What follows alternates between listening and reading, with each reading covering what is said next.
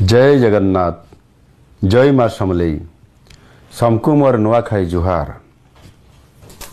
ओडिशार महान कृषिभित्तिक गणपर्व नुआखाईर शुभ अवसर समस्त राज्यवासी को अनेक अनेक शुभेच्छा और अभिनंदन जनाऊँगी।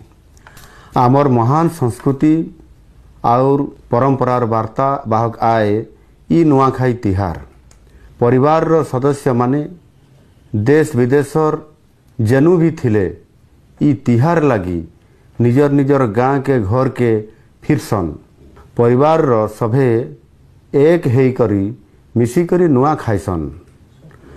मनुष्य मनुष्य भितर स्नेह प्रेम श्रद्धा सम्मानर आदान प्रदान आर भाईचारा के नहीं करी आईसी आमर ई परब नुआखाई। आमर परंपरा रे नुआखाईर जेतकी महत्व अच्छे सेतकी महत्व नुआखाई भेटघाट रे भी अच्छे। नुआखाई सरला परे सभे सबको भेट हेबार बड़ मान को नुआखाई जुहार करबार समकर भितरे भाव प्रेम रो आदान प्रदान करबार और नाच गीत खाना पीना मौज मजलिस करबार ई नुआखाई भेटघाट रो गोटे नियारा परंपरा आए।